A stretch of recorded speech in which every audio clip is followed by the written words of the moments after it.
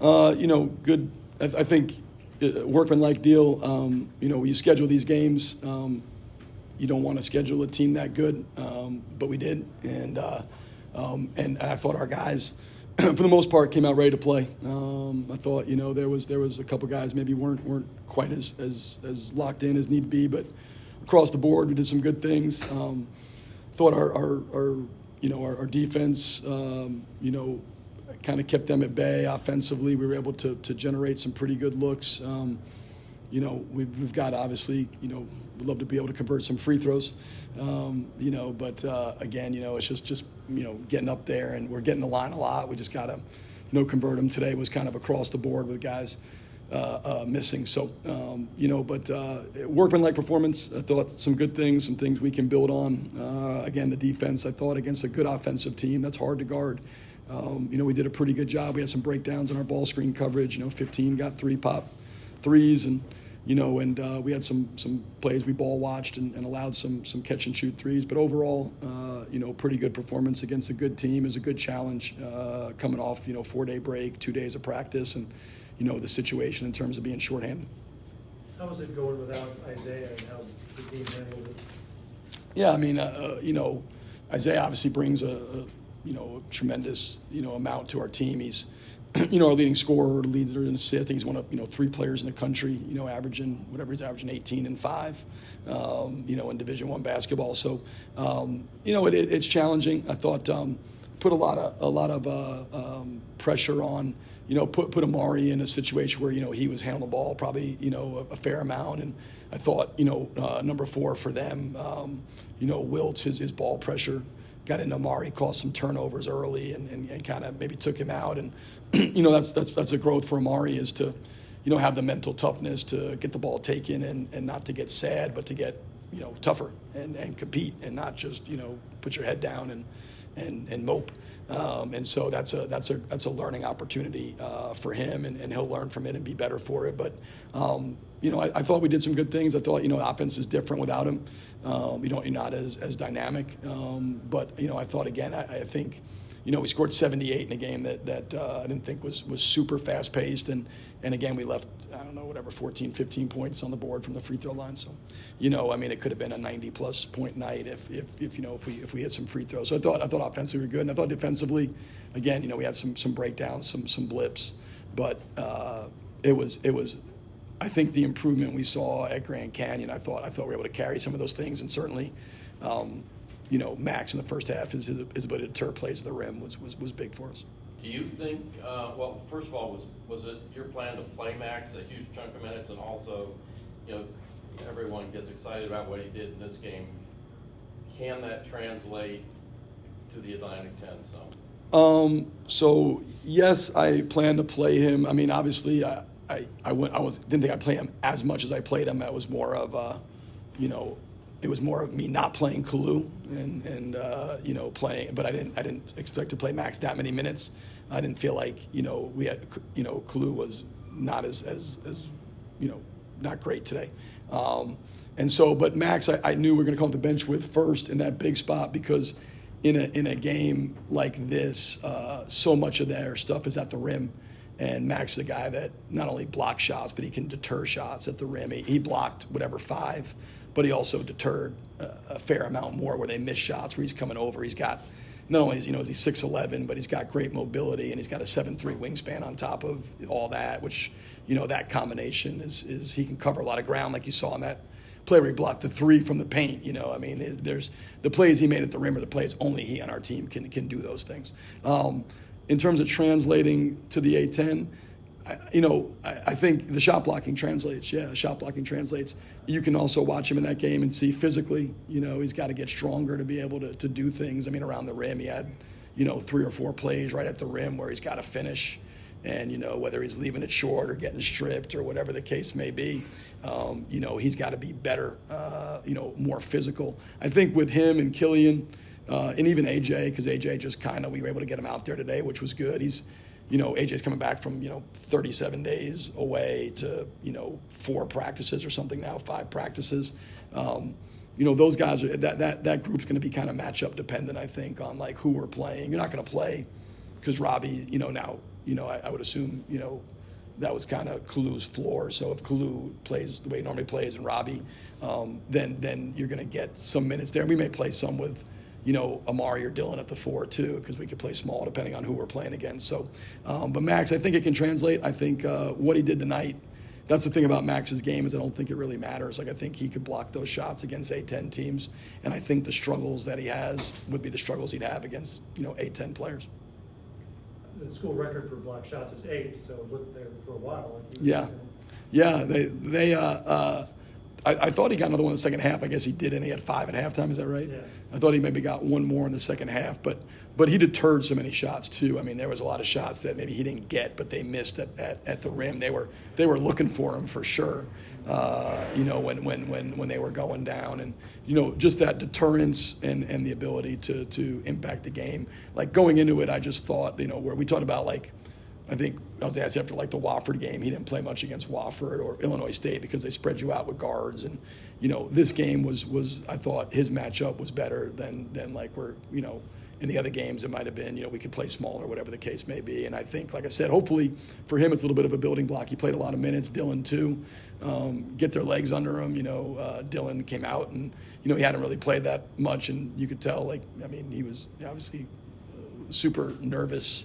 Threw the ball from the backcourt to the front court to the backcourt and spun back and then passed on that. I mean, it was insane. But once he settled in, I thought his minutes were great as well. And so those freshmen just kind of learning, growing you always want to have your best players.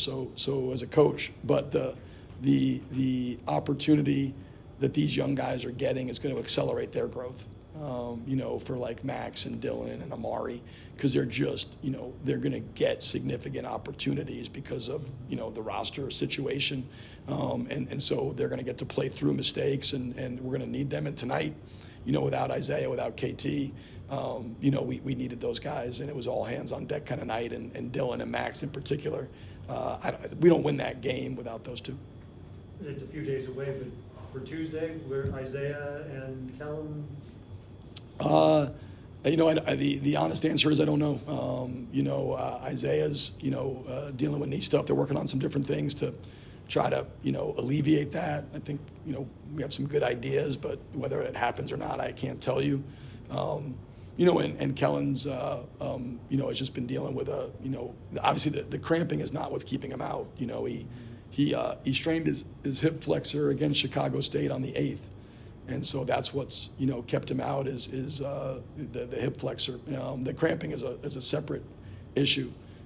So if we can get the hip flexor under control, then we can go back to worrying about the cramping. But until the hip flexor is under control, then the hip flexor is the priority. But once that's resolved, then we can go back to figuring out the cramping situation. But I would say it's obviously a couple of days, but both are probably questionable, and I would say Isaiah may have a little better chance of going than Kellen. What was your favorite part of Jaden's game? Not the 2 turnovers, but I was thrilled to see him score his first basket. He hadn't scored last year at Indiana State, and he gets that drive and he turns it over twice, and the guy's pressuring him, trying to take his ball, and he showed a little moxie, driving it and getting his shoulders by and getting downhill and getting fouled, and then of course making the guy fall and then making the 3 was that's about storybook for him. He'll have that. That'll be a career highlight the rest of his life. So he'll be talking about that 30 years from now at Thanksgiving dinner about the time he. Steph Curry, the guy, won the game. It was a game winner, buzzer beater, saved the season, type deal. It'll, like all things, get exaggerated over time. I was asking Robbie what he knew about the A10. One thing he did mention was physicality, and obviously there's been a lot of discussion about the physicality or lack of it for this team. Where do you feel you guys have made improvement in that area? Do you think you'll for that? Yeah, I think we have made improvements. Do I think we're physical? No. Do I think we're better than we were 3 or 4 games ago? Yes. Do we have a lot of room to grow and get better? For sure.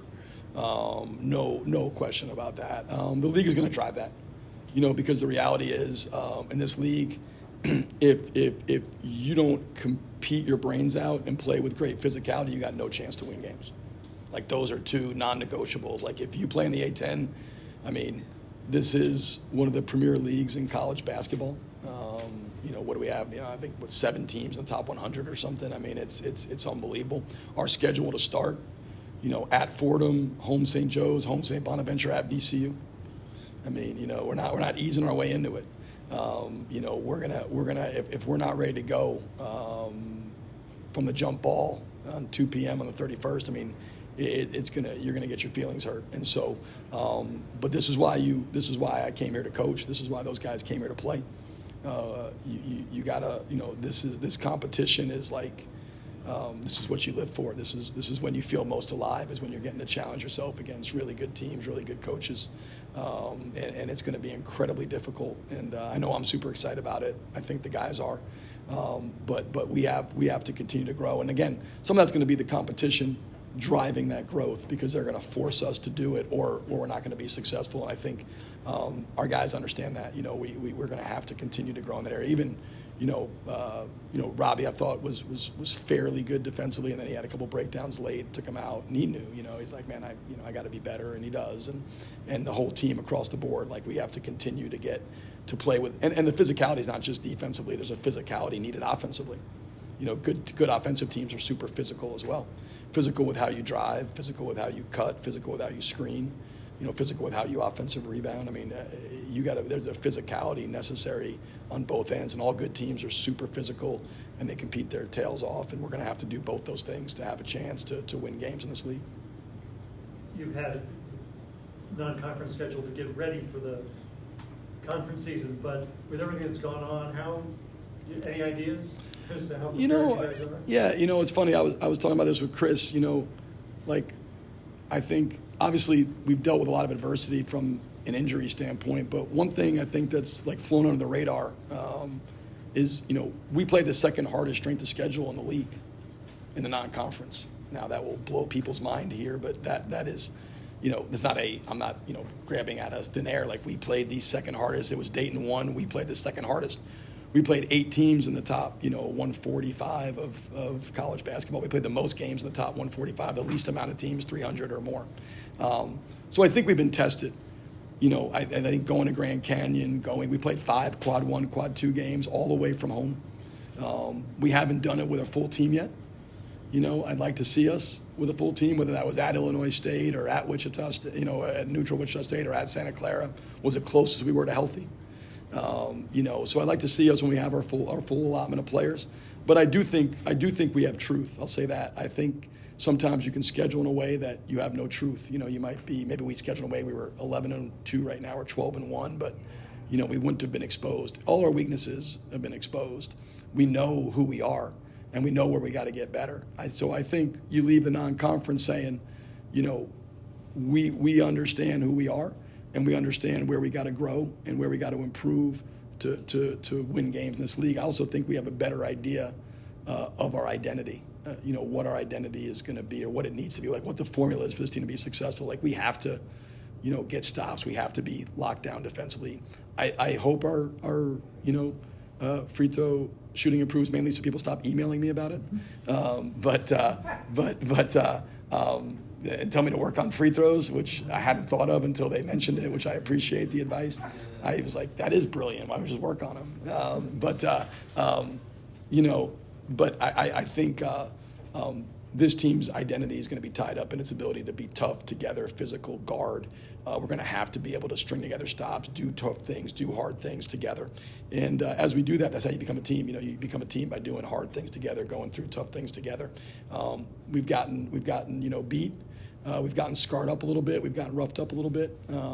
So I think we know who we are, and I think we know where we got to get better. And so I think the schedule prepared us. It did exactly what, outside of us not winning enough games, it did exactly what we wanted it to do. I just wish we were, 13-0 instead of 7-6. But outside of that, I think, and once we get our guys back, I think we got a chance. I think that'll happen at some point. At some point, we're going to have our whole team. I can't tell you when, but when we do, I think you add KT to the mix, and Isaiah gets back healthy. With the development of these young guys that they've gotten this opportunity, I think we've got a chance to have a good team as long as we continue to work and build those habits that we need to from a competitive standpoint and from a physicality standpoint. The free throw shooting, part of people's response is a little PTSD from 2 years when the team was next to last in the country, not that long ago. Yeah. Just so you know, but as you look at this group, that was like mainly because of one or two guys. And you said tonight it was across the board, and I mean, what do you see in the gym and practice? You know, obviously a different scenario, but is this a much better free throw shooting team than we're seeing, or is this what it is? You know, it's funny, like my first 3 years in Division I and going back to my time at Lincoln Memorial, like I don't think I've ever had a team that shot less than 75% from the line. I know we were second in the country last year. We made over 80%. I think we were 8th in the country the year before, like 78. My first year, even though we were terrible, we made like 76 or 77. You know, some of it is, you know, I think it's a combination of things. Like, you know, Robbie tonight, he normally, you know, he started off terrible. I thought that was more like him just being rusty. And I think he shot it well from the line. And then tonight was, you know, he just, you know, he missed free throws. You know, Gibb obviously historically is a good free throw shooter. I think some of it is like when guys miss, because they feel it. I think, you know, the crowd gets frustrated, which I understand.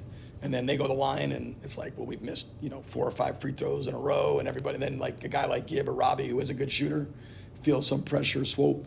You know, end of the day, we got to have the mental toughness to step up there and make free throws. You know, I mean, I'm not going to sit up here and say like, you know, Kalu and Amari were 1 for 8 and Max was 2 for 4. Like those guys all need to shoot free throws better. None of those guys are guys who are, you know, 75% free throw shooters and are just missing. They're all guys who, you know, need to shoot free throws at a much higher clip.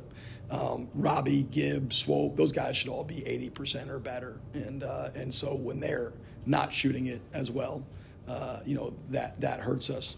You know, Kalu gets there a ton. I mean, a part of our free throw shooting is, you know, he leads us in free throw attempts and he's shooting, you know, in the mid 30s. So that's a part of like, you know, everybody's like, oh, we went 13 for 14 against Illinois State, and we can go 13 for 14 every game if the right people get fouled, you know, and if the wrong people get fouled, we're gonna, you know, we struggle. But I don't know. I mean, I think we're a better free throw shooting team than what we're shooting. I think Kalu's better than mid 30s. Amari's better than the 40s.